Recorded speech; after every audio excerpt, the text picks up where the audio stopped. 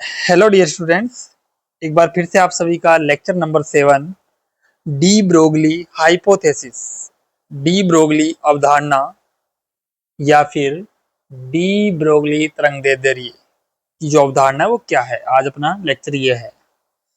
ये हमारे इस चैप्टर का लास्ट टॉपिक है। आज हमारा चैप्टर फिनिश हो जाएगा।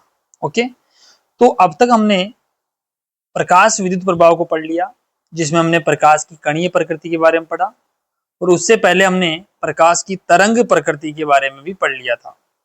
तो आप थंबनेल देख पा रहे होंगे। आज हमारा टॉपिक है डी ब्रोगली अवधारणा। तो अब हम इसको समझते हैं बच्चों कि एक्चुअल में डी ब्रोगली साहब ने क्या बोल दिया। इन्होंने कहा कि जिस प्रकार से प्रकाश जो है, प्रकाश तरंग रूप के साथ साथ कणीय रूप भी रखता है, उसी प्रकार कोई भी द्रव्य कण, मैटर पार्टिकल, द्रव्य कण यानी कोई भी पार्टिकल हो सकता है, मैटर पार्टिकल, वो द्रव्य कण कणीय रूप के साथ साथ तरंग रूप भी रखता है, क्योंकि नेचर लव्स सिमेट्री। हमारा जो नेचर है वो सममिति रखता है कि जिस प्रकार से प्रकाश ने दो रूप रखे हैं, प्रकाश भी तो एक ऊर्जा ही तो है, तो प्रकाश एक ऊर्जा का रूप है, इसी प्रकार द्रव्य कण भी एक ऊर्जा का रूप ही है, क्योंकि according to Einstein E equal to mc² होता है। आइंस्टीन ने बोल ही दिया था कि द्रव्यमान ही ऊर्जा है और ऊर्जा ही क्या है, द्रव्यमान है। तो इसका मतलब नेचर जो है वो सिमेट्री को ही फॉलो करता है। इसका मतलब डी ब्रोगली साहब ने एक बोल दिया कि प्रकाश तरंग रूप के साथ साथ कणीय रूप में भी होता है, अर्थात ये प्रकाश ड्यूअल नेचर रखता है, द्वैत प्रकृति, द्वैत प्रकृति, ड्यूअल नेचर। समझिएगा ध्यान से। या आप अपनी अपनी लैंग्वेज में बोले तो इसको हम कह सकते हैं दोगला है। कैसा है? दोगला। लाइट जो है, प्रकाश जो है वो दोगली है, यानी दोनों फॉर्म रखती है अपने पास, तरंग और कणी। परंतु ये ध्यान रखना, दोनों रूप एक साथ पिक्चर में नहीं आ सकते, यानी both form of light is not possible simultaneously, यानी दोनों एक क्षण में दोनों एक साथ में काम में नहीं आ सकते, दोनों एक साथ पिक्चर में नहीं आ सकते। अगर तरंग रूप कहीं पे काम आ रहा है तो वहां पे कणीय रूप नहीं आ सकता, कहीं पे कणीय रूप फॉलो हो रहा है तो वहां तरंग रूप नहीं आ सकता। दोनों एक साथ नहीं आएंगे, दोनों अलग अलग टाइम पे आएंगे। ओके, उसी प्रकार से द्रव्य कण भी, कण तो होता ही होता है लेकिन ये तरंग रूप भी रखता है, यानी ये भी ड्यूअल नेचर रखता है,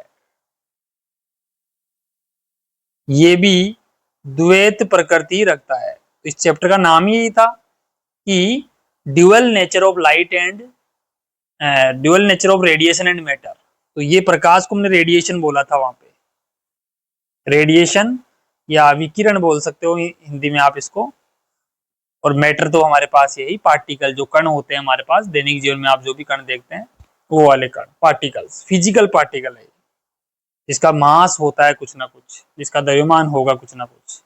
ठीक है, इस प्रकार से ये भी दोगला है। एग्जाम मतलब क्या जाना दोगला ओगला कुछ भी, है ना, ये ओनली समझने के लिए आपके लिए। तो इस प्रकार से डी ब्रोगली साहब ने ये पूरी पिक्चर हमारे को समझाई, कंप्लीट पिक्चर डी ब्रोगली साहब ने हमें बता दी कि दोनों जो प्रकाश और जो द्रव्य कण है दोनों ही ड्यूअल नेचर रखते हैं, दोनों ही द्वैत प्रकृति को फॉलो करते हैं।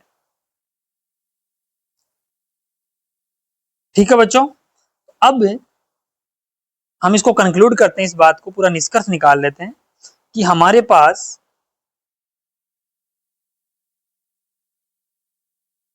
प्रकाश एक तरंग रूप में था। शुरू में जब हमने पढ़ा तो तरंग माना हमने इसको, और आगे जाके इसी को हमने प्लांक के क्वांटम सिद्धांत से हमने देखा कि प्रकाश, और आइंस्टीन ने भी इसको बताया, और उन्होंने प्लांक के क्वांटम सिद्धांत को ही प्रयोग में लेते हुए प्रकाश विद्युत प्रभाव को समझाया था। हमने देखा था प्रकाश पहले तरंग रूप में था, फिर ये छोटे छोटे पैकेट्स के फॉर्म में, पार्टिकल फॉर्म में आ गया। तो ये हमारे पास विकिरण है जिसकी तरंग दे दे रही है लैम्डा, ठीक। और ये हमारे पास फोटोन है। प्रकाश छोटे छोटे फोटोनों के फॉर्म में होता है। फोटोन का कोई मास नहीं होता है, ये एनर्जी का फोटोन है, कोई फिजिकल पार्टिकल नहीं है ये, है ना। कई बच्चे इनको फिजिकल पार्टिकल मान लेते, फोटोन का कोई मास नहीं होता, कोई द्रव्यमान नहीं होता है। और फोटोन का जो संवेग हमने देखा था P H अपॉन लैम्डा, मैंने पहले बता दिया है ये आपको, P is equal to H upon lambda, ये हमारे फोटोन का संवेग है। और इसकी जो एनर्जी है E इक्वल टू फोटोन की एनर्जी होती है एच न्यू, इसी को आप लिख सकते हो एच सी अपॉन लैम्डा, क्योंकि न्यू इक्वल टू होता है सी अपॉन लैम्डा। तो ये हमारे पास जो पिक्चर है वो किसकी है, प्रकाश की। ये प्रकाश की टोटल हमारे पास कंप्लीट पिक्चर की। प्रकाश दो रूप में होता है, विकिरण रूप में भी होता है, यानी तरंग रूप में भी होता है, और कणीय रूप में भी होता है। इसी प्रकार हम बात करते हैं द्रव्य कणों की।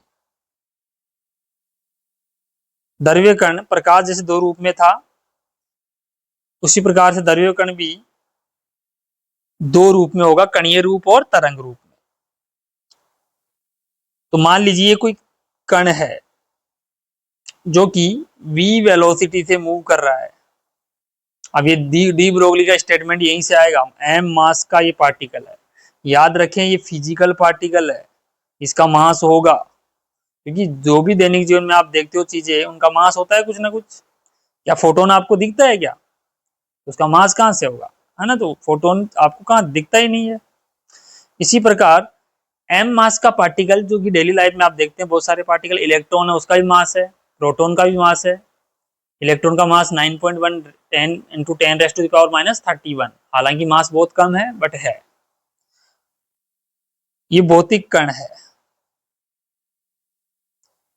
m मास का पार्टिकल, तो ये कोई द्रव्य कण है जिसका मास m है, तो इसकी एक तरंग होगी, ऐसा किसने बोला, डी ब्रोगली ने।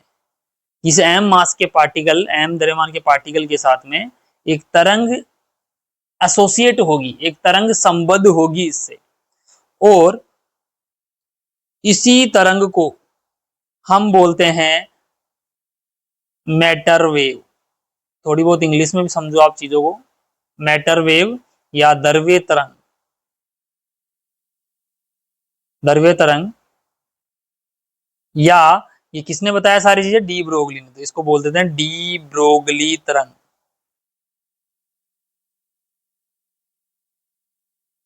डी ब्रोगली तरंग। और इस तरंग की जो तरंग दे रही होगी, इसे लैम्डा को हम बोलेंगे डी ब्रोगली तरंग दे रही है, तरंग दे रही है। इस फिजिकल पार्टिकल का मोमेंटम हो जाएगा P equal to m v. और यहां पर हमारे पास जो लैम्डा आएगा तरंग दैर्ध्य का फॉर्मूला, वो होता है H upon P।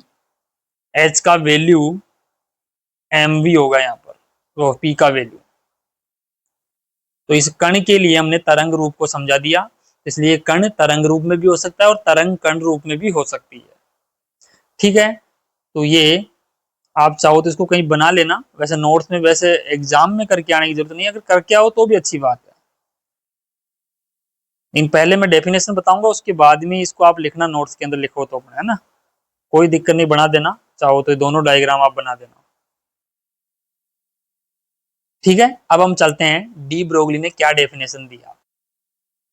De Broglie hypothesis, यानी डी ब्रोगली परिकल्पना है बच्चों ये, है ना, ये एक्सपेरिमेंटों के आधार पे दी गई है। वैसे कोई इनका प्रूफ वैसे नहीं है हमारे पास, एक्सपेरिमेंट किए हैं, एक्सपेरिमेंट के अकॉर्डिंग ये चीजें सेट हो गई, तो उन्होंने इसको फॉलो कर लिया, यानी इसको उन्होंने मान लिया। परिकल्पनाएं होती है। तो इस परिकल्पना के अनुसार प्रत्येक गतिशील द्रव्य कण, कोई भी गतिशील द्रव्य कण दिख जाए आपको नेचर में, के साथ एक तरंग संबद्ध होती है, यानी उससे रिलेटेड एसोसिएट एक तरंग होती है। जैसे आप चल रहे हो, आपके पीछे भी एक तरंग है, मेरे पीछे भी एक तरंग है, बट वो तरंग दिखती नहीं है बच्चों, क्योंकि हमारा मास बहुत ज्यादा है। आगे बताऊंगा मैं। वेवलेंथ, तरंग दैर्ध्य जो है, मास बढ़ने पर तरंग दैर्ध्य कम हो जाती है तरंग की, और इतनी कम हो जाती है उसको आप मेजर ही नहीं कर सकते, आप उसको देख ही नहीं सकते। तो इस परिकल्पना के अनुसार प्रत्येक गतिशील द्रव्य कण के साथ एक तरंग संबद्ध होती है, जिसे द्रव्य तरंग या डी ब्रोगली तरंग कहते हैं। इस तरंग की तरंग दैर्ध्य को डी ब्रोगली तरंग दैर्ध्य कहते हैं। एग्जाम में बस ये 3 लाइन लिखनी है। ये डायग्राम बनाना, आप यहाँ एक एरो लगा देना। ये कणीय रूप था, ये क्या था, पूरा कणीय रूप, और ये तरंग रूप। डी ब्रोगली तरंग दैर्ध्य निम्न प्रकार दी जाती है। फॉर्मूला आपको याद रखना पड़ेगा न्यूमेरिकल्स के लिए, लैम्डा बराबर H upon P. H upon P का वैल्यू मोमेंटम संवेग होता है एमवी, पी है कण का संवेग, एच प्लांक नियतांक, लैम्डा डी ब्रोगली तरंग दैर्ध्य।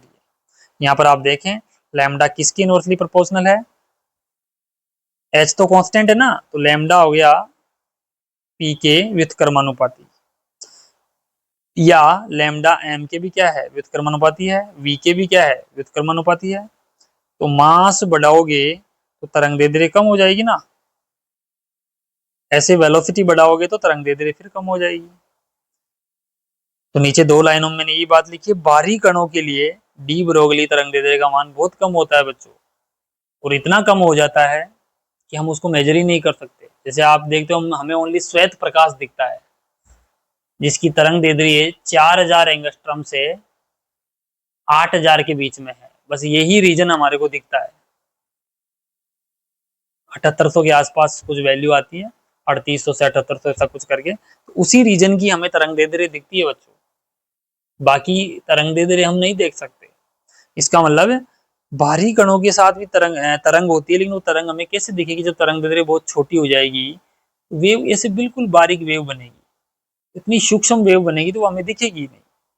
अधिक ऊर्जावान कणों, अधिक ऊर्जावान का मतलब जो बहुत स्पीड से चलेगा उसकी ऊर्जा ज्यादा होगी, यानी अधिक वेग वाले कण की डी ब्रोगली तरंग दैर्ध्य भी क्या होती है, कम होती है। फॉर्मूले से देख लो, वी कम करो, वी ज्यादा करोगे लेमडा कम हो जाएगा।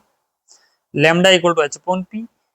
आप सभी जानते हैं गतिज ऊर्जा का फॉर्मूला के बराबर 1/2 mv²। यहाँ पर आप m से ऊपर नीचे मल्टीप्लाई करा दो, ऊपर m², नीचे m, ऊपर बन गया m²v²। इसे मैं p² बोल सकता हूँ, क्योंकि p बराबर mv होता है, तो 1/2 p² upon m। k is equal to बन गया p²/2m। ये 11th का कंसेप्ट है। यहाँ से p² की वैल्यू निकालो, इधर 2m को भेज दो, तो p² इज इक्वल टू हो गया 2mk। स्क्वायर हटाओगे तो अंडर रूट लग जाएगा, p is equal to under root 2mk। तो p की जगह वैल्यू उठा के रख दो, p h upon under root 2mk हो गया, ये लैम्डा का वैल्यू आ गया। अब ये जो पहला पॉइंट बता रहा हूँ, ये आपके वजह से सिलेबस में इतना नहीं है, टॉपिक तो नहीं, लेकिन इससे न्यूमेरिकल बन जाता है कई बार, तो आ सकता है, ऐसी कोई बात नहीं है। देख लो, एक आवेशित कण की डी ब्रोगली तरंग दैर्ध्य, माना एक कण जिस पर आवेश Q और उस पर आरोपित वोल्टेज V है, तो ये QV क्या होता है बच्चों, देखो V बराबर W अपॉन Q होता है विभव, यहाँ से W निकालोगे तो Q इंटू V, इसी W को एनर्जी कहते हैं हम, गतिज ऊर्जा कह लो, कुछ भी कह लो। तो W बराबर QV, यानी एनर्जी, काइनेटिक भी बोल सकते हैं उसको, QV। अब ये कैसे आया काइनेटिक, ये वर्क एनर्जी थ्योरम से आता है बच्चों, कार्य ऊर्जा प्रमेय से। आप चाहो तो मैं आपको पूरा बता देता हूँ एक्चुअल में फॉर्मूला कैसे बनता है। देखिए, कार्य ऊर्जा प्रमेय क्या होती थी 11th में, W यानी बाह्य कार्य का मान गतिज ऊर्जा फाइनल माइनस गतिज ऊर्जा प्रारंभिक, यही होता था। और W कितना आया हमारे पास यहाँ, Q into V. K final, जब कण शुरू में तो रेस्ट में था, तो इनिशियल तो 0, K फाइनल, तो K final is equal to QV। मैंने इसको K फाइनल को K बोल दिया, तो K बराबर कितना हुआ, QV। तो K बराबर QV मैंने ये पुट किया है यहाँ पर। तो इस फॉर्मूले में आप K की जगह, इस K की जगह वैल्यू पुट कर दो, क्यू वी आ जाएगा यहाँ पर। एम आवेशित कण का द्रव्यमान है, क्यू आवेश है, वी विभव या वोल्टेज है। वी को वेलोसिटी मत मान लेना, नहीं तो तुम्हारी लंका लग जाएगी, ध्यान रख लेना ना, न्यूमेरिकल्स में गलती कर लोगे। अब मैं तीन आवेशित कणों के बारे में आपको बता रहा हूँ, तीन चार तरंग यहाँ पर याद कराऊंगा, उनको डायरेक्टली याद करें आप, या फिर निकाल भी सकते हैं। जैसे मैं इलेक्ट्रॉन की बात करूं तो आप इलेक्ट्रॉन की यहाँ से कैलकुलेट भी कर सकते हैं। एच का वैल्यू पता है आपको, फिक्स होता है 2। इलेक्ट्रॉन का मास रखो, इलेक्ट्रॉन का चार्ज रखो, और वी तो फिक्स है, यानी वी आपको अकॉर्डिंग टू क्वेश्चन आएगा यहाँ पर जो भी वैल्यू देंगे वो। इसको जब सोल्व करते हैं तो लैम्डा इलेक्ट्रॉन का वैल्यू आता है 12.27, 12.27 अंडर रूट वी एंगस्ट्रॉम में। ऐसे प्रोटॉन के लिए होती है 0.286 upon root V angstrom. Alpha कण के लिए होती है 0.101 अपॉन रूट वी एंगस्ट्रॉम। ये होता है ड्यूट्रॉन। ड्यूट्रॉन कण जानते हो, उसका होता है इसका just double 0.202 into root V angstrom. तो ये न्यूमेरिकल पर्पज के लिए फॉर्मूले आप डायरेक्टली याद रखें, ठीक है। बाकी आपका ये चैप्टर फिनिश है बच्चों। अब हम नेक्स्ट लेक्चर में इसका जो भी एनसीईआरटी में एक्सरसाइज में क्वेश्चन दे रखे हैं वो सारे कराऊंगा यहीं पे। फिर बोर्ड में कौन कौन से क्वेश्चन आ रखे हैं उनको भी मैं डिटेल में बताऊंगा, न्यूमेरिकल्स आए हैं वो करवाऊंगा, और कैसे थ्योरेटिकल क्वेश्चंस आए हैं वो उनके बारे में बता दूंगा, आप नोट से करना उनको। तो कल एक या दो लेक्चर लूंगा इस चैप्टर पे अभी, यानी कंप्लीट पूरा आपको एकदम अच्छे से मक्खन करा दूंगा इसको। अभी 2 लेक्चर में इसको पूरा कंक्लूड कर दूंगा मैं अगले 2 लेक्चर में, ठीक है। तो डी ब्रोगली तरंग अच्छे से समझ में आ गई होगी सभी बच्चों को। बस कुछ नहीं है, इन्होंने द्रव्य कणों के बारे में बताया कि उनके पास भी एक तरंग होती है, ठीक है। ये चीजें आप सारी ध्यान रखें। तो आज के लिए इतना ही, okay, thank you, bye bye and love you all dear student, thank you, okay.